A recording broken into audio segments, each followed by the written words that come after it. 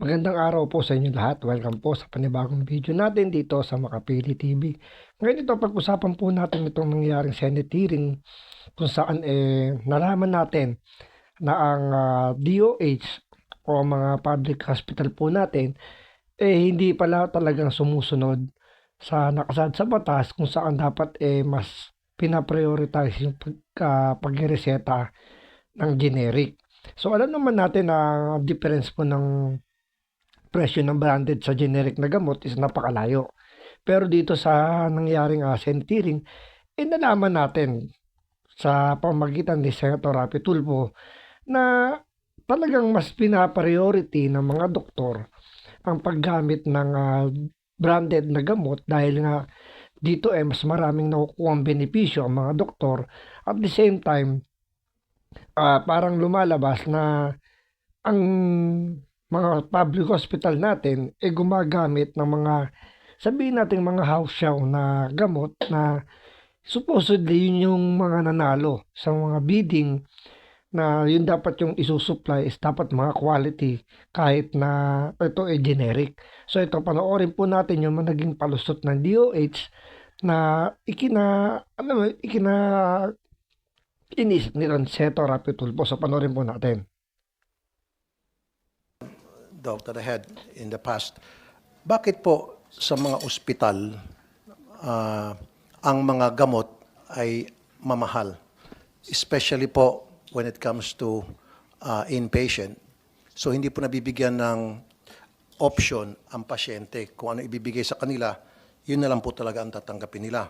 At bakit po branded? Dapat po pag sa mga public hospitals, habang maaari, dapat yung mga gamot na kinikerry po ay generic. Do you agree with me, Doc? Kasi most of the patients that goes to the public hospitals are poor. So why give them branded medicines? Agree po. Usually po, ang procurement of medicines in public hospitals is by public bidding, 9184. At kuminsan, ang nananalo po ay yung branded. But most of the time, alam ko, Biruin nyo galing mismo sa secretary ng DOH na dumadaan pala sa bidding kung ano yung kukuning gamot ng mga nasa public hospital ng DOH. So sinasabi niya na may mga times daw na ang nananalo raw ay ang branded. So ang alam natin pag breeding, hindi po yan, lalo na pag sa government po, government bidding ang gaganapin, hindi po yan pataasan ng presyo, especially gamot. Ang presyo po dyan sa pababaan. Ngayon, kung i-compare mo yung branded sa generic, is napakalayo ng diferensya. For example na lang, paracetamol. Sabihin natin branded Biogesic. Ang bentahan niyan is mostly nasa 10 pesos per tablet. Pero sa generic, pag binili mo ang paracetamol, minsan is less than 2 pesos or less than 3 pesos. So, ang layo ng diferensya, halos times 3.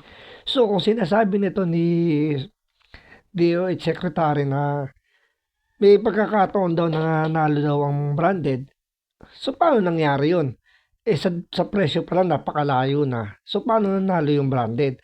At pangalawa, yung sinasabi ni Senator Rapi Tulfo na kapag yung mga pasyente sa public hospital binibigyan ng gamot, nagugulat na lang sila pagdating po ng billing statement ang taas-taas ng presyo ng mga babayaran nila kasi nga ang ibinigay ng doktor is branded. So hindi kumbaga walang option na sinasabi yung mga doktor na pwede kayong gumamit ng generic or ang i-prioritize mo na generic na gamot kasi may yung mga hospital na public hospital naman natin, may mga pharmacy naman sa loob yan eh.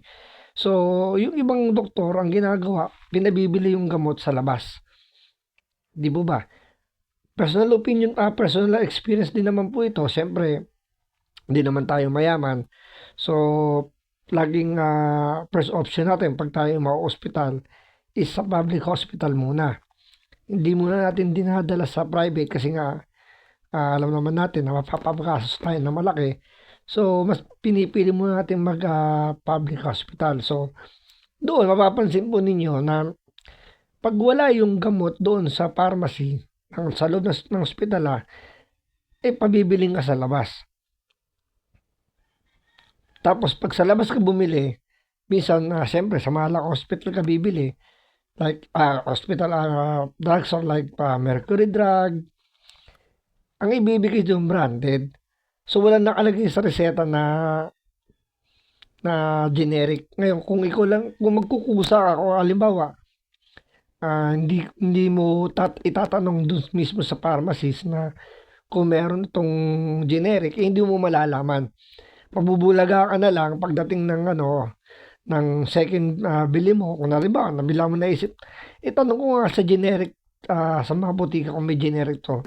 Doon mo malalaman, meron palang ganitong generic na mas mura pala. So, bakit ito yung nireseta sa akin ng doktor, di ba? So, doon pala makikita nyo na tama yung sinasabi ni Senator Rapi Tulfo na bakit hindi pina-priority yung generic. So, bakit binibigay branded kaagad? So, nagugulat yung pasyente. Tapos, sasabihin ito ni DOH Secretary na may pagkakataon daw ang nananalo branded. So, napakabalaking kalokohan na paano nanalo yung branded? Kung presyo pa lang, malayo na yung diferensya. Ang bidding po pagdating sa gobyerno, lalo sa gamot, is pababaan ng presyo, hindi po pataasan. Generic ang mas mura. So yun ang nananalo po. Kaya nga po, Doc, so bakit nyo papayagan mag-bid pala ito mga branded kung sila'y mamahal? I'll give you an example, Doc. I'll give you an example. Ito, Doc, Secretary, I'm sorry, I've been calling you. Anyway, doctor ka naman din, ano? Oh, good, tama lang. Tramadol, this is a pain medication if I'm not mistaken, right? Yung branded, 128 pesos and 50 cents. Yung generic, 9 pesos and 75 cents. You see the big difference, Secretary? So now, ito yung Tingnan nyo ang layo ng diferensya, 128.50 compared sa 9 pesos.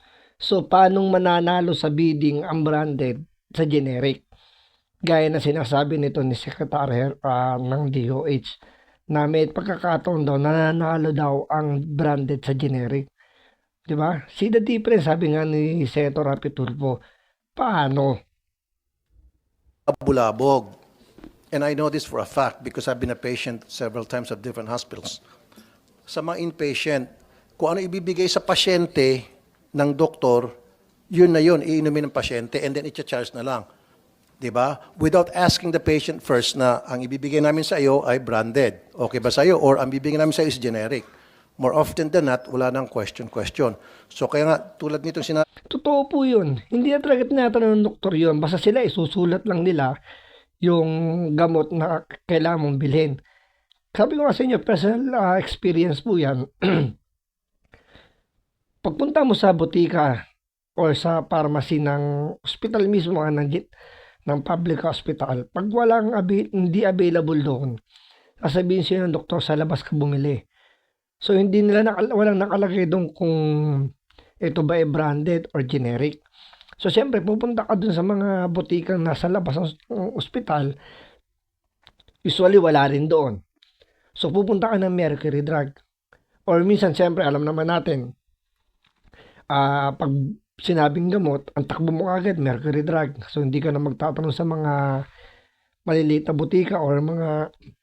Siyempre, minsan iniisip din natin kung yung butika ba na yun is talagang license or talagang legit. Kasi may mga nabibili naman talaga mga gamot na peke. Usually, sa mga sari-sari store, diyan makakabili ka ng mga, ng mga peking gamot. So, siyempre, ikaw, kung mahal sa buhay mo nandun sa hospital, is gusto mo agad gumaling, ang number one kagad may isip mo is mercury drug. So, doon ka tatakbo. Pero hindi mo pala alam, meron palang TGP, yung generic pharmacy, tsaka generic nag-o-offer din pala ng ganong klaseng gamot na mas mababa yung presyo. Diba?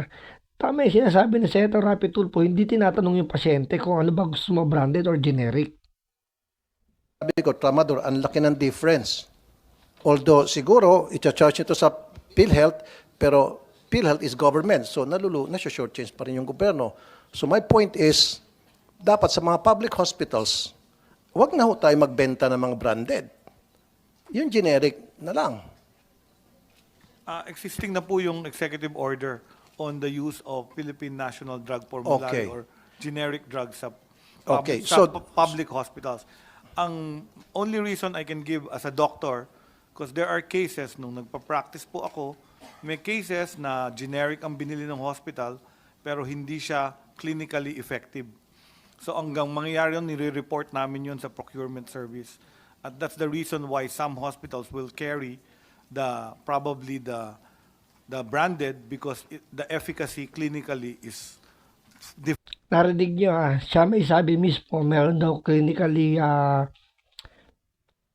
parang pag-aaral daw na hindi daw effective ang generic kaysa mas effective daw yung branded. So, shoutout sa generic at saka sa the generic pharmacy. Sinasabi po ng secretary po ng DOH na meron daw gamot na hindi daw effective na generic.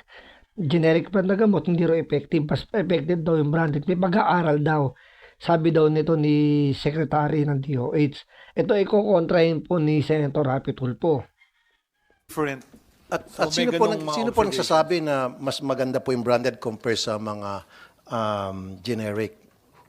Hindi ko sinasabing mas maganda. Merong Hindi, yung clinical sabi niyo po effect. efficacy. So may Oo. clinical study po. Yeah, because sometimes, pag nagpa-practice ka, binibigay mo yung generic, yun ang binibili ng pasyente No, sa no. hospital. Secretary, you said may clinical studies na mas effective ang branded kaysa generic. Hindi Can ho- I see those clinical Hindi ho- studies? They're the same.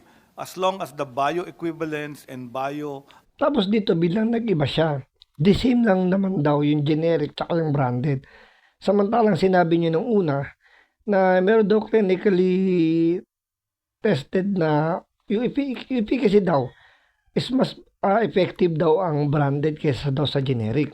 Ngayon, nag-iba ng statement siya rito na sinasabi niya the same na dahil may ipit siya ni Senator Rapi Tulfo dahil hinahanapan siya ng report na asan yung sinasabi mong pag-aaral na mas effective yung branded kaysa sa generic. Nung naramdaman niya may ipit siya bilang sinabi niya, the same lang naman daw yung efficacy ng branded sa generic. So, makikita mo rito na hindi siya consistent sa mga sinasabi niya. availabilities are the same. So Okay. yun ang problema. Not all drugs are created the same. So even if they're generic, doesn't mean may potency. Kung minsan, yung percentage of the available active component is also lower. So yun yung mga problema po. Sometimes it's cheaper but the quality is not that good. So tama naman, generics and branded should be the same. However, may manufacturing, merong yung iba nandadaya. Meron pong gano'n, nandadaya yung percentage na gawin 90% lang. So yung efficacy, kitang-kita ng doktor. Hindi So, ibig sabihin may posibilidad na ang mga public hospital ay kumukuha ng mga peking gamot. Halimbawa, probably ito, ano lang naman to, conspiracy theory lang naman. Wala naman tayo sinasabing pwedeng or totoong nangyayari.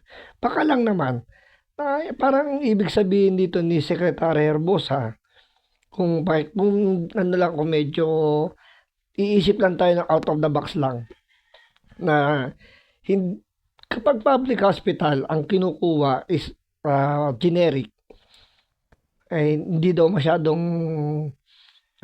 nire-reseta ng doktor kasi nga daw mas effective daw yung branded. So, ibig sabihin, yung kinukuwang gamot na hindi effective ng DOH is peke. Tama po ba? Kasi parang lalabas yan. Halimbawa, nanalo yung company A na ang magsusupply ng paracetamol si company A. Pwedeng ang gawin ng ospital is kukuha ng ibang ng gamot sa ibang kumpanya na house siya na mas mura. Tapos ang palalabasin ay galing yung kay company A. So pwede sigurong gano'n ang gawin para siyempre corruption eh. Alam niyo yung diskarte ng Pinoy masyadong matatalino. Pagdating sa corruption ay medyo malawak ang pag-iisip, malawak ang diskartihan. So, pwedeng ganun siguro yung gawin. Hindi ko sinasabing pwedeng ganun ang ginagawa. Ito ay ano lang naman to, pag-iisip na ng isang pilosopo. Diba? Namimilosopo lang po. Hindi ko sinasabi totoong ganun. Tayo po ay namimilosopo lang. So, huwag niyo po sanang pagkamalian. Ito ay ano lang po, yung pamimilosopo lang. So, dito kasi pa iba yung kung bakit hindi consistent tong si Secretary Herbosa. Sinasabi niya kasi na hindi daw effective yung generic, kaya brand ang ni-recommend nila. Pero same lang naman daw yung efficacy ng branded at generic. So doon pa lang, ano na 'di ba, nagkakaroon na ng ng hindi na consistent yung paliwanag niya. Nawawala yung pain ko. Kaya nga po, Senator- nandiyan po kayo para ipascreen niyo po sa If I sa may lang FDA. po, Senator Rafi, bakit pumapasok sa utak ng Pilipino o kahit saan na, for example, ayoko ng pangalanan yung brand, bakit mas prefer nila yung branded kesa dito sa mga ordinary na generic? Yun ang naka-mindset na sa bawat isa. Bakit po ganon as Secretary of Health? Hindi Bakit ko po alam nagkaganon? kung pay Ito, maganda yung tanong dito ni Secretary, Senator Bongo, which is totoo naman, na talagang karamihan sa mga, sabihin natin, yung mga kayang bumili ng gamot, is mas prepare pa rin nila yung branded kesa sa generic. So, bakit ang thinking ng mga Pinoy na may kakayanan bumili pa ng gamot, hindi ko sinasabing mayaman, ito may kakayanan lang bumili na mas effective pa rin yung branded kesa sa generic. patient po yan, ano? At usually, may tawag sila, yung hiyang sa kanila. Like if you're taking certain medications, magpapalit ka, mas mura, generic. Pero makikita sa monitoring, hindi tumababa yung sugar mo, hindi bumababa yung blood pressure mo. Yung doktor mismo, ibabalik ka dun sa gamot na inumpisahan niya. So sometimes, it's really yun yung sinasabi kong clinical outcome. So yung doktor, binabantayan ko sa clinic, pareho ni reseta ko sa'yo, generic. Ang gagawin nun, mag-experiment siya, ibabalik ka niya sa branded, and then makokontrol. Okay, So if ito I yung may- mga sinasabi kong Okay, differences. Secretary, kung ganun pala, meron kayong mga findings, clinical studies, na halimbawa yung isang particular gamot, hindi siya effective kumpara sa isang branded, dapat meron kayong mga listahan na yan, and the public should be informed. And through the FDA, di ho ba? Yan po yung sagot Hindi yung dun kayo sa lang tanong po nyo. nakakaalam noon. Oh, Mr. Chair, yan po yung sagot Yun po yung magandang recommendation ni Senator Rapi Tulfo. Tama nga naman. Kung hindi pala effective yung generic na yun, bakit hindi ilabas ng DOH saka ng FDA na i-inform yung public na sila lang nakakalam na, ito, hindi to effective. So medyo mababa yung efficacy nito, medyo reject natin to. Tapos i-inform yung pharmaceutical company na yun o gumawa ng nung gamot na yon na, itong gamot na ginawa ninyo, hindi siya effective. Mababa yung efficacy niya. So, palitan nyo to. Diba? At least, malalaman din ng pharmaceutical na hindi effective yun. At the same time, yung public din, alam din. So, iiwasan mo na bilhin yung ganong klaseng gamot. So, maganda yung recommendation dito ni Senator Rapi Tulfo. sa tanong nyo kung bakit may mga branded sa public hospitals.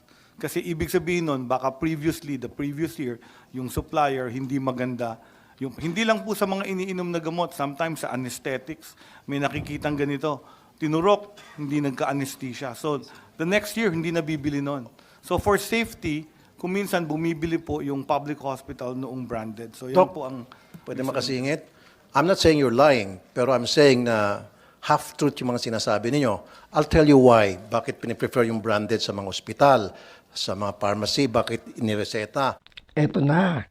Ito na yung pinakamagandang exciting part na bakit mas piniprepare ng mga doktor na branded yung i-push nila kaysa yung generic.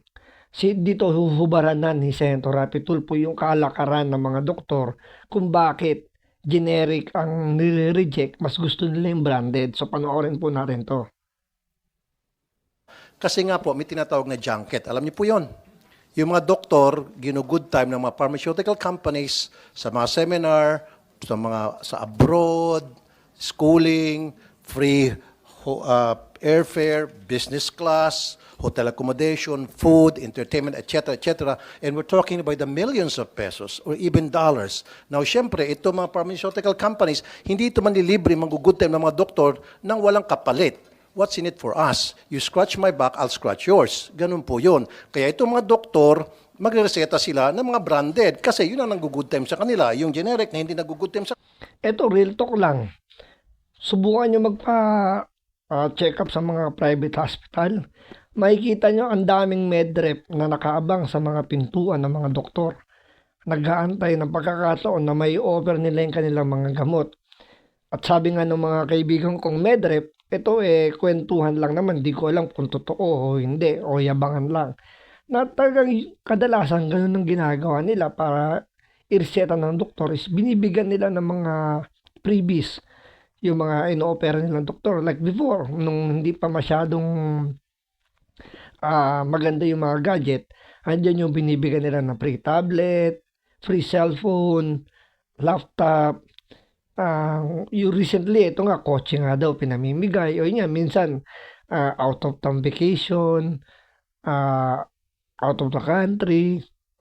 So, nangyayari talaga.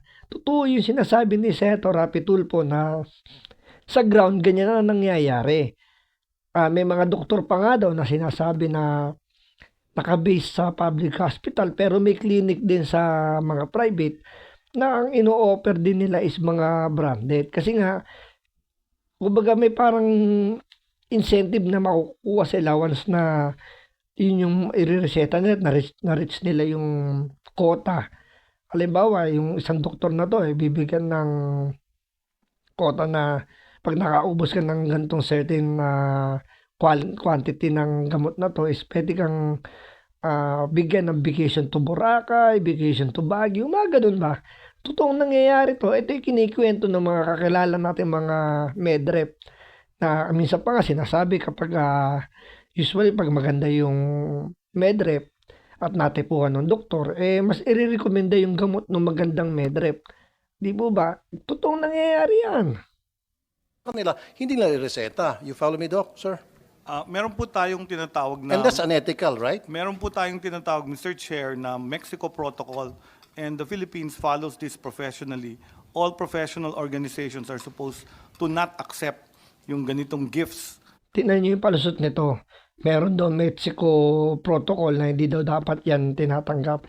Pero sa Pilipinas, oo, sumusunod yung Pilipinas. Pero ang problema dyan, yung mga doktor hindi sinusunod yan. Kasi hindi naman namomonitor ng mga, sabihin natin, ng hospital kung ano yung nireseta ng doktor o kung sumusunod ba yung doktor doon sa regulation ng Mexico Chubacheni sa sinasabi nito ni Secretary Rosas. Hindi yan real talk, hindi yan sinusunod ng mga doktor. Merong sarili-sariling ang doktor, diskarte. Kumbaga, siyempre, kung saan sila mas makukuha ang incentive, doon sila. From the pharmaceutical industry based on the Mexico Protocol. At tayo po ay signatory and all professionals are expected Okay. to do so. Kung meron pong makitaan na ganitong kalaman, kinakasuhan po yung pharmaceutical company at pine-penalize sila. So meron silang penalty from their own association, the Philippine Association of Pharmaceutical Industry. So nagse-self-police sila dyan among them. Pagka may nagja-junket, yung junket po nung araw, kasi since we have accepted Doc, sorry, Mexico di ko na Protocol, matiis po. Doc, were you born yesterday?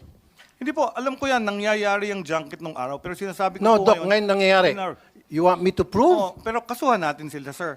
So, meron Ang sinasabi lang dito ni Senator Rapi Tulfo na kasi ang dating kay Secretary Robosa, dati lang daw nangyayari junket na yan. Yung ngayon mag-o-offer yung mga pharmaceutical company. Hindi niya alam hanggang ngayon. Nangyayari pa rin yan. Parang ayaw niyang i-admit na nangyayari pa rin yan. Kaya nga dito sabi nga ni Rapi Tulfo na parang ngayon ka lang ba'y pinanganak na hindi mo alam na hanggang ngayon existing pa rin yung junket na yan. tayong avenue to file cases against these people with the pharmaceutical industry. Lalo na yung mga pharmaceutical na gumagawa ng mga gifts. Gifts like this should be declared as donations to the hospital or donations or grants to educational institutions. So kung junket siya, pwedeng kasuhan yung cases ng mga yan po. This practice violates the code of ethics of the medical profession for doctors because, number one, it affects their autonomy in giving the best and most affordable health care to patients. Number two, in a way, exploits patients for the doctor's personal gain. Number three, does not improve access to equitable health care. Now, Doc, you're saying na Agree wala po, na tong kaya junket. pwede pong kasuhan. Marami pa Pwedeng pong, kasuhan ng mga even while we doktor speak, na tumatanggap po. even while we speak, meron na po mga naka-schedule na mga junket para sa mga, Doc, please don't laugh. This is a serious matter. Even while we speak, sir, even while we speak, may mga naka-schedule na po, punta sa US, sa Canada, sa Australia, kung saan-saan bansa. Doc, let me finish. Let me finish. And I can prove this from doctors. May mga doktor po ako nagsusumbong sa akin. Ito yung mga babait na doktor na hindi sila pumapayag, hindi sila tumatanggap. Even while we speak, may mga naka-schedule na po. As far as December na. Kuminsan, yung Las Vegas, yung isang hotel dyan sa Las Vegas, punong-puno yan ng mga doktor from different countries, kasama dyan Pilipinas. Libre po yung airfare, libre po yung hotel accommodation, libre yung registration, libre pa pati pansugal sa casino. Naka-business class pa yan. Hindi yan pwedeng yung parang economy lang. Hindi. Naka-business class pa yung mga doktor na yan. Pag travel abroad yan. Now, yan yung dahilan kung bakit matataas ang presyo ng mga gamot dito. Siyempre, yung mga pharmaceutical companies, kailangan nilang kumita din, bumawi. Tataasan nila yung presyo ng mga gamot nila. And that's the reason bakit itong mga doktor, hindi naman po lahat, na mag-issue silang reseta, magreseta silang gamot sa kanilang mga pasyente without putting the generic conversion equivalent. Kasi dapat, di ba, maglagay sila sa reseta yung branded and then sa baba, generic or the other way around. May mga doktor na gumagawa niyan, pero may mga doktor na wala, hindi nilagay yung generic name because busog-busog sila doon sa pharmaceutical companies na nag-good time sa kanila. Siyempre, babawi at babawi yung mga doktor. Siyempre, kung ginasusan na sila ng ng pharmaceutical company. So, napangakuan na rin sila. So, mas prefer talaga nila ibigay yung mga branded. Kaya nga napakamahal ng branded compare sa generic, di ba? Kasi ang generic, wala silang medrep, wala silang advertisement, wala silang ads. Hindi sila nagbabayad ng mga, sabihin natin yung mga artista. Kaya napakamura ng generic. Unlike sa mga branded, andyan nagbabayad sila ng ads, ng artista, nagbibigay sila ng mga bonus sa mga doktor, yung mga pabakasyon. Kaya ganun kamahal. Kasi binabawi ng branded yung mga inilabas ng pera. Pero inyo yung Tramadol na sinasabi ni Senator Rapi Tulfo, 128. Compare mo sa generic na 9 pesos lang. So, halos 100 pesos ang difference. So, doon binabawi ng mga branded. So, ang sinasabi lang dito ni Senator Rapi Tulfo, dapat kapag nasa public hospital, dapat nga kahit hindi lang public dapat pati yung mga private hospital, pag naglagay ng reseta, dapat dalawang klase, branded at generic, para may option yung bibili ng gamot kung ano yung kaya niya. Kasi may mga times talaga na hindi kayang bilhin lahat yung gamot dahil nga mahal.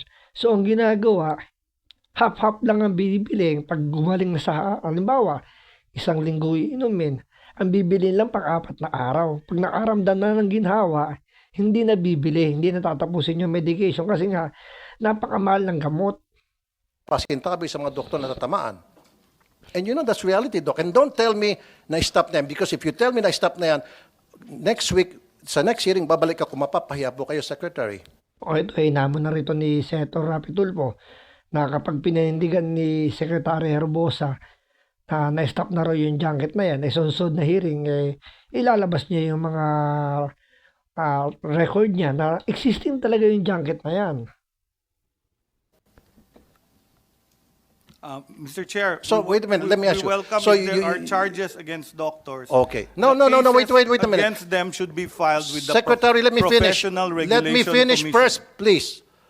Ang question ko po sa inyo, Secretary, you still stand by your word na wala ng junket? Yes or no? Hindi ko po sinabing walang junket. Sinabi ko po, meron tayong Mexico Protocol at Code of Ethics. At kung may kaso na doktor at pharmaceutical na Ang layo ng sagot niya. Ang tinatanong kung meron pa bang junket, yes or no lang ang sagot. Hindi niya kailangan magpaliwanag.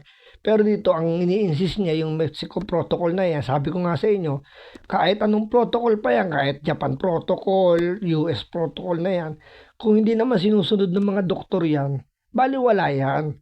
Kasi hindi naman nare-regulate lahat ng doktor, hindi naman lahat ng mga monitor na yung doktor hindi tumatanggap.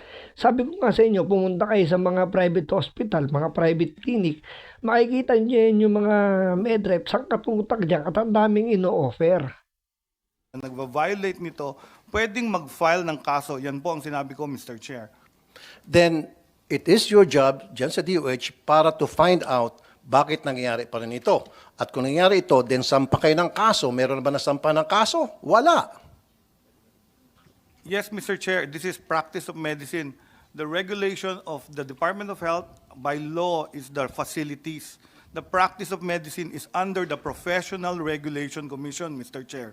Kaya nga po, with DOH and Professional Regulation Commission, then kasama ho kayo dyan, may coordination, then sampahan nyo po ng kaso yung mga dapat sampahan ng kaso. Yes, Dapat sir, we may will masampuan. coordinate. In fact, we have filed cases. In fact, when I was undersecretary, we filed a case against a DOH hospital doctor for having accepted a gift from a pharmaceutical industry. And you recognize, Doc, na this is rampant, right? Kasi if you said no, then I'll say you were born yesterday. I never said no, Mr. Chair. And I also never said it's not rampant. So, wala akong So knowledge. you agree with me na it's rampant? Na it's Wala happening? akong knowledge if it is rampant. Then you should, But I know for a fact that it's happening. the regulations are there for people to file cases against I know that there's regulations, sir. Pharmaceuticals. Sir, Inilihis niya yung tanong ni Senator Rapi Tulfo. Excuse. Ang tinatanong ni Rapi Tulfo kung existing ba o rampant pa yung junket na yan, ang sagot niya, hindi niya sinasagot ng yes, is rampant or is existing.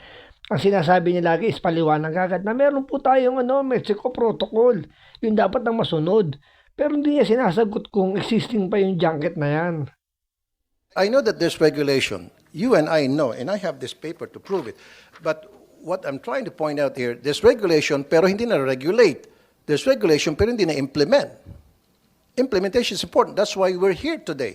That's why you're there as the Secretary of the DOH. And you have so many people at your disposal to make sure that implementation is going to be implemented.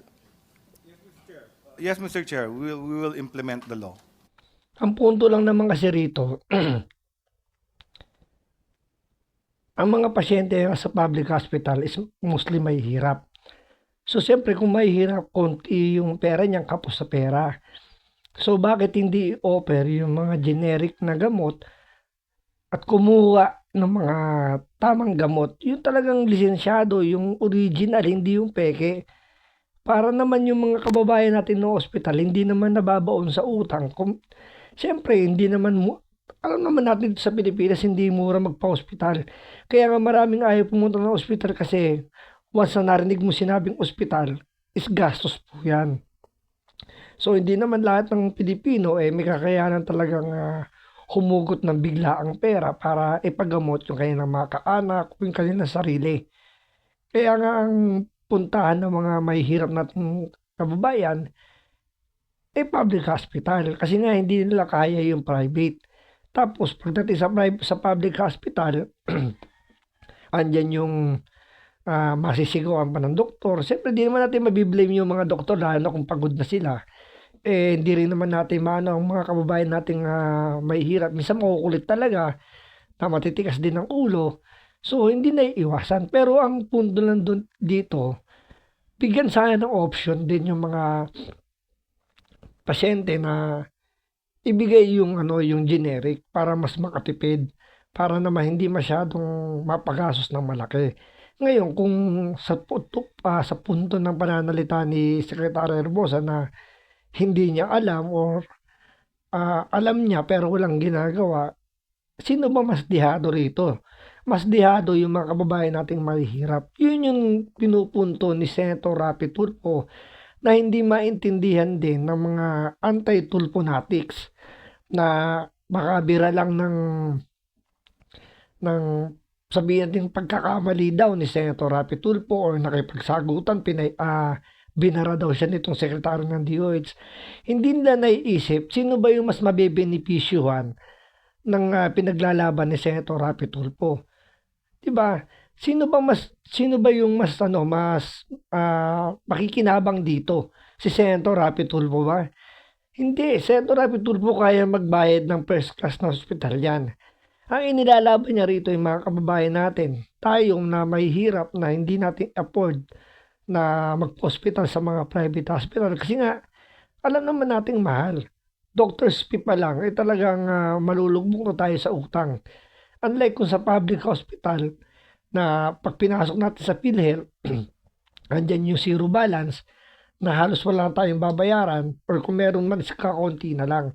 Kaya nga dyan ang puntahan ng mga mahihirap nating kababayan, na iyon yung inilalaban dito ni Senator Rapi Tulfo, na sana maintindihan ng mga anti-Tulfo fanatics. Hindi dyan namamahiya o hindi dyan nakikipagsagutan si Rapi Tulfo dahil gusto niya lang magpa-grandstand.